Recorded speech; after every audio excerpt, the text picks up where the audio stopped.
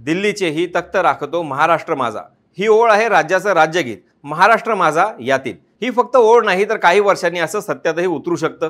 कारण राज्यातील एका नेत्याची देशाचे पंतप्रधान नरेंद्र मोदी यांचा वारसदार म्हणून जोरदार चर्चा रंगू लागली आहे. अर्थातच या गोष्टीला आणखी खूप वेळ आहे. मात्र सध्या भाजप आणि राष्ट्रीय स्वयंसेवक संघामध्ये पंतप्रधान नरेंद्र मोदी यांचा वारसदार कोण याबाबत अनेक नावांवर चर्चा सुरू आहे.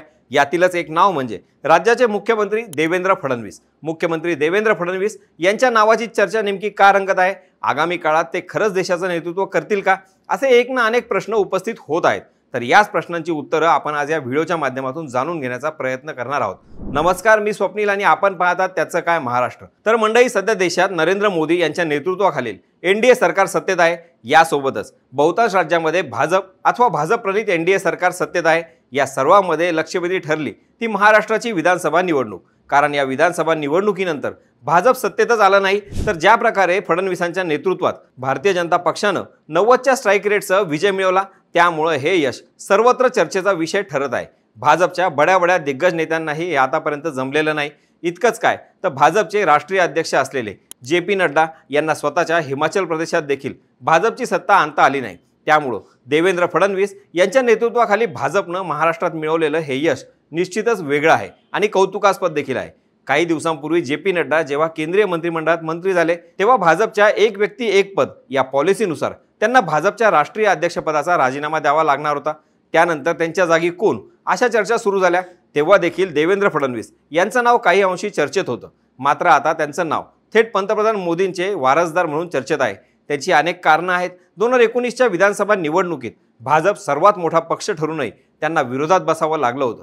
यानंतर 2.5 वर्षांनी सत्तापालट झाला आणि भाजप सत्तेतही परतलं. मात्र तेव्हाची राजकीय परिस्थिती बघून एकनाथ शिंदे यांना मुख्यमंत्री पदाचं एक प्रकारे बक्षीसच भाजपनं दिलं. त्यावेळी तर देवेंद्र फडणवीस यांनी मी सरकारमध्ये समाविष्ट होणार नसून सरकारला बाहेरून पाठिंबा देईल असं जाहीर केलं. मात्र त्यांच्या काही तासांनीच दिल्लीहून फरमान आल्यानंतर त्यांनी उपमुख्यमंत्री पद घेतलं आणि सरकारमध्ये समाविष्ट झाले. एकूणच मुख्यमंत्री राहिल्यानंतर पुन्हा उपमुख्यमंत्री पदी राहणारे देवेंद्र फडणवीस हे काही पहिलेच व्यक्ती नव्हते. यापूर्वी पंजाब आणि मध्य प्रदेश राज्यांमध्ये मुख्यमंत्री हे उपमुख्यमंत्री झाल्याचे उदाहरणं आपल्याला पाहायला मिळतील. अर्थातच देवेंद्र फडणवीसांसाठी हा निर्णय खूप कठीण होता. केवळ त्यांच्यासाठीच नव्हे तर भाजपच्या कार्यकर्त्यांनाही पसनी पडलेलं नव्हतं. मात्र पक्ष आदेश मानून देवेंद्र फडणवीस यांनी हसत उपमुख्यमंत्रीपद स्वीकारलं. यानंतर देवेंद्र फडणवीस यांचा आवाज दाबल्याचं वक्तव्य विरोधकांकडून करण्यात येत होतं.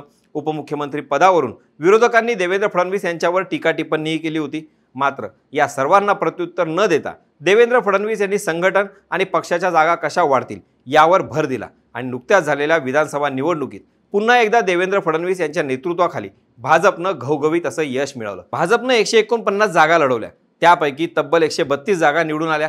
इतकं मोठं यश भाजपला आजपर्यंत कुठल्याही राज्यात मिळालेलं नाही. त्यानंतर देवेंद्र फडणवीस मुख्यमंत्री व्हावेत अशी स्वयंसेवक संघाची इच्छा असल्याच्या बातम्याही ऐकण्यात आल्या.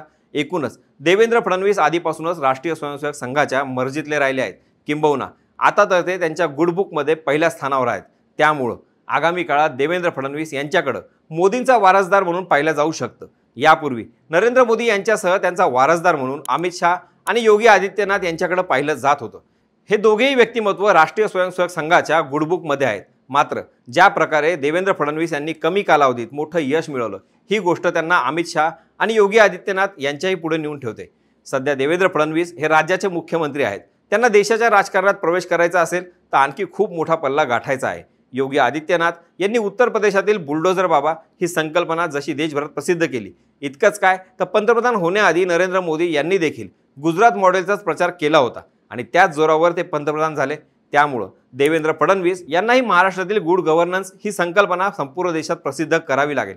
नुकत्याच झालेल्या विधानसभा निवडणुकीत देवेंद्र फडणवीस यांनी योगी आदित्यनाथ, अमित शहा यांच्याप्रमाणेच हिंदुत्वाचा मुद्दा प्रखरपणे मांडला. हीच प्रकारता त्यांना राज्याबाहेर नेत संपूर्ण देशात दाखवावी लागेल. एकूणच पंतप्रधान नरेंद्र मोदी यांच्यानंतर त्यांची जागा कोण घेणार याचा शोध भाजप आणि राष्ट्रीय स्वयंसेवक संघ घेत आहे. यात अमित शहा, योगी आदित्यनाथ यांच्या नावाबरोबरच आता देवेंद्र फडणवीस यांचं नावही पहिल्या ओळीत समाविष्ट केल्या जाऊ शकतं. राज्यातील झालेल्या विधानसभा निवडणुकीच्या अभूतपूर्व अद्वितीय यशानं देवेंद्र फडणवीस यांना भारतीय जनता पक्षाच्या थेट पहिल्या फळीच्या नेत्यांमध्ये स्थान मिळवून दिलं आहे. त्यामुळे राज्यातील मुख्यमंत्री पदाची आगामी 5 वर्ष पूर्ण केल्यानंतर ते देशाच्या राजकारणात दिसल्यास आश्चर्य वाटू नये. आजपर्यंत मराठी माणूस हा देशाच्या पंतप्रधान पदापर्यंत पोहोचू शकला नाही। याला इतिहास आहे। पंडित जवाहरलाल नेहरू हे भारताचे पहिले पंतप्रधान झाले। 1947 ते 64 अशी तब्बल 17 वर्ष ते पंतप्रधान होते। नेहरूंनी देशांतर्गत लोकप्रियता आणि काँग्रेस पक्षावरील पकड ही भक्कम होती, त्यामुळे ते असेपर्यंत काँग्रेसचा कोणताही नेता पंतप्रधान होणे शक्य नव्हते। नेहरूंची परंपरा पुढे इंदिरा गांधी यांनी चालवली। इंदिराजींच्या हत्येनंतर काँग्रेसचा ताबा राजीव गांधींकडे गेला। त्यांच्या हत्येनंतर सोनिया गांधींच्या मर्जीनेच डॉक्टर मनमोहन सिंग पंतप्रधान बनले। आता भविष्यात काँग्रेसचा नेता पंतप्रधान होण्याची शक्यता निर्माण झाली तर पहिली संधी राहुल गांधींना मिळणार हे नक्की। लाल बहादूर शास्त्री यांच्या अकाली निधनानंतर यशवंतरावांना पंतप्रधान होण्याची मोठी संधी होती। अनेक काँग्रेस नेत्यांचीही अशी इच्छा होती, मात्र त्यावेळी यशवंतरावांनी थेट पंतप्रधान पदावर दावा न सांगता इंदिरा गांधी यांचा सर्वप्रथम सल्ला मागितला। त्यावेळी इंदिराजींनी आपण पंतप्रधान होणार असून तुम्ही मला सहकार्य करावं अशी विनंती यशवंतरावांना केल्याची आठवण राष्ट्रवादी काँग्रेसचे अध्यक्ष शरद पवार यांनी अनेकदा सांगितले आहे। राजीव गांधी यांच्या हत्येनंतर निर्माण झालेली पोकळी भरण्यास शरद पवार इच्छुक होते। पंतप्रधान पदासाठी त्यांनी प्रयत्नही केले, पण पक्षांतर्गत निवडणुकीत त्यांचा पी.व्ही. नरसिंहराव यांनी पराभव केला।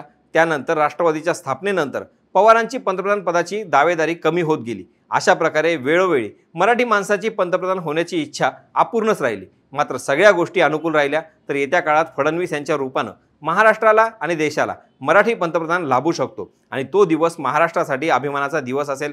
अर्थात अजून याला खूप काळ जायचा आहे, पण फडणवीसांचं तयार होणारं नेतृत्व त्यांना पंतप्रधान पदाच्या शर्यतीत नेऊन बसवत आहे एवढं मात्र निश्चित। या विशेष रिपोर्टवर तुमचं मत काय हे आम्हाला कमेंट बॉक्समधून कळवायला विसरू नका। बाकी राजकारणाच्या आखाड्यात आपली नजर कायमच असणार आहे, तेव्हा कुठेही जाऊ नका, पाहत राहा, सबस्क्राईब करा। त्याचं काय महाराष्ट्र।